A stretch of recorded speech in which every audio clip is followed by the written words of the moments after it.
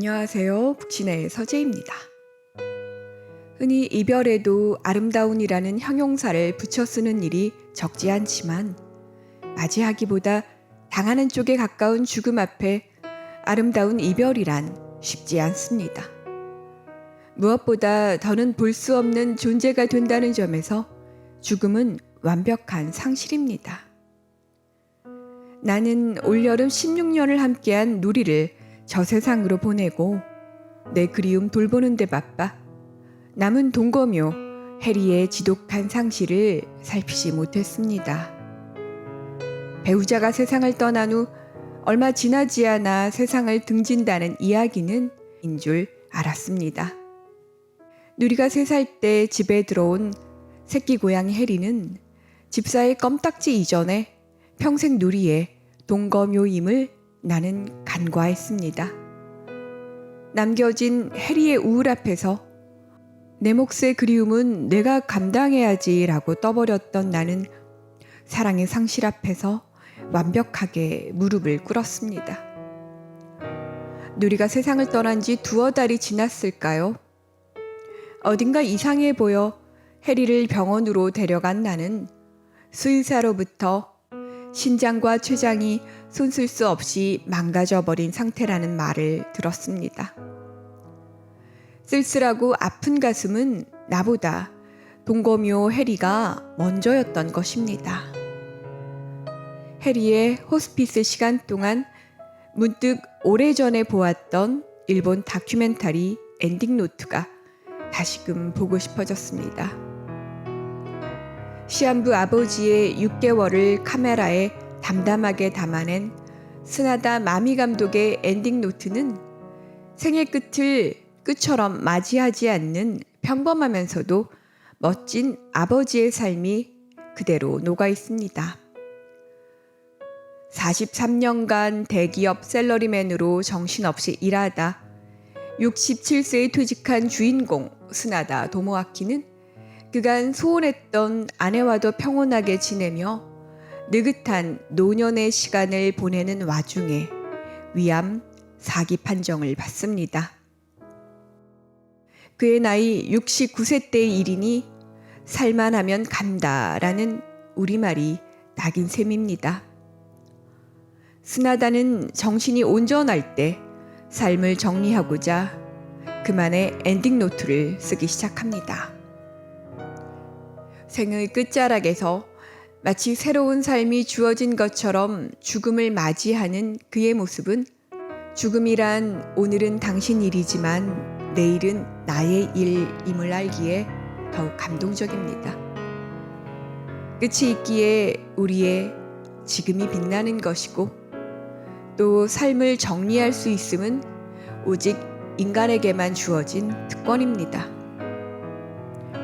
죽기 전 그의 버킷리스트 대부분은 소홀했던 가족 여행이나 손녀들과 실컷 놀아주기, 장례식 준비와 같은 것이지만 평생 믿지 않았던 신을 한번 믿어보기나 평생 찍어주지 않았던 야당에 투표하기는 인상적이었습니다. 무엇보다 빠질 수 없는 것은 쑥스럽지만 아내에게 사랑한다 말하기입니다. 그의 아내 준코 역시 당신이 이렇게 좋은 사람인 줄 너무 늦게 알았어. 더 많이 사랑했어야 했는데 미안해. 라는 말을 마지막 인사로 건넵니다.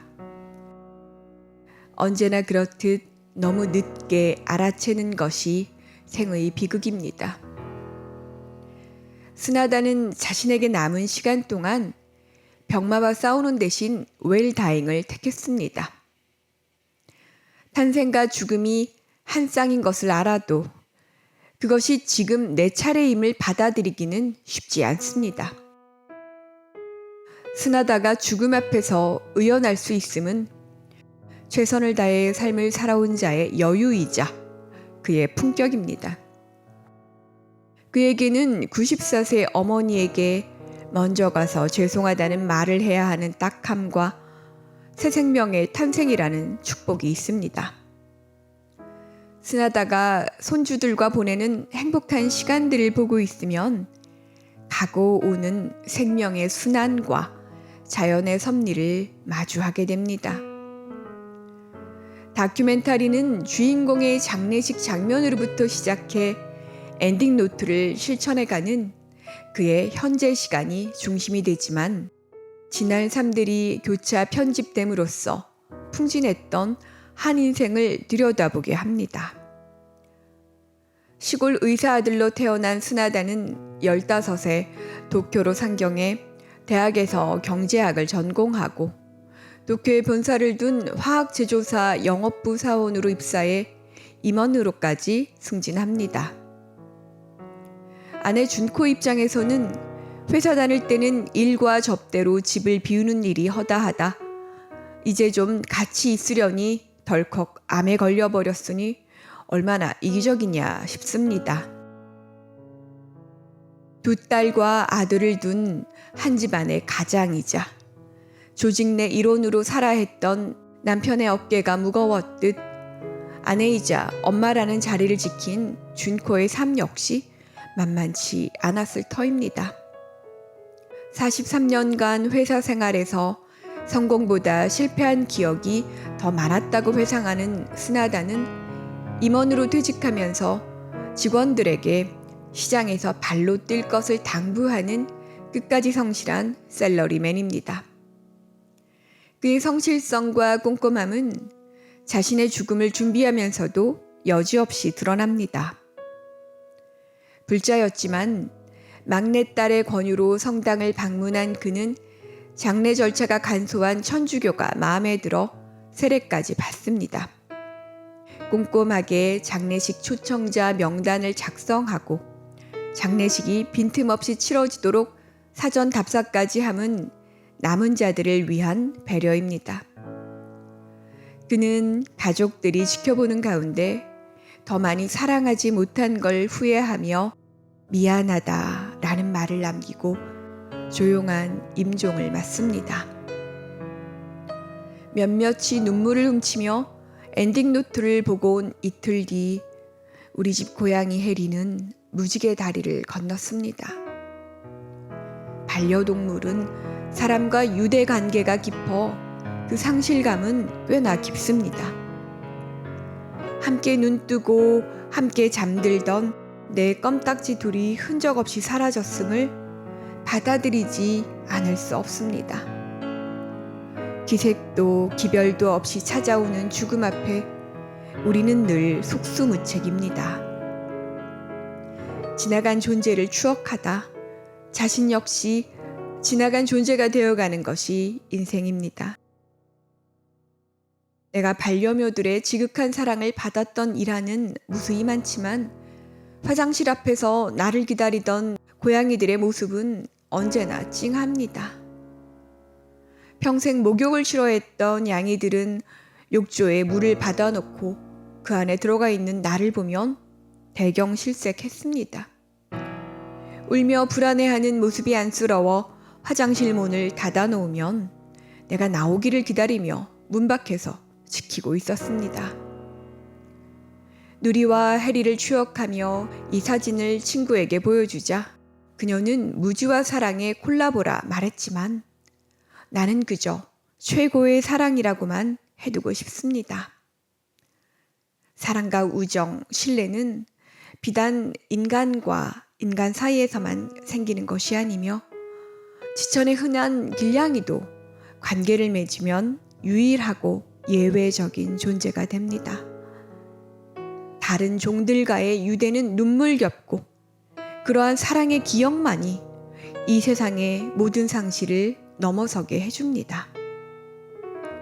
우연히 내 삶에 들어온 유기묘 2마리를 키울 때 아픈 이별을 예상치 못했습니다. 알면서는 못했을 터입니다. 살다 보면 또 어떻게 새로운 만남의 기쁨을 맛고도 싶을 때가 있겠지만 그때는 아픈 이별을 각오해야 합니다. 그 각오를 넘어설 만큼의 용기가 생기면 나는 또 집사가 되어 있겠지요. 그리고 또 하나, 주변의 많은 사람들이 나에게 괜찮냐라는 말을 건네왔습니다. 그들이 건넨 그 평범한 말은 안 괜찮은 나를 정말 괜찮게 해주었습니다. 동물이든 사람이든 마음을 주고받는 일은 생의 축복이자 감사함입니다. 어떻게 사는 것이 의미 있는 삶인지 여전히 어렵지만 다가오는 하루하루를 열심히 맞이하는 것 말고는 별 도리가 없습니다. 누리야 해리야, 그곳에서 평안하길 바란다. 고마웠어. 내 사랑들. 안녕. 감사합니다.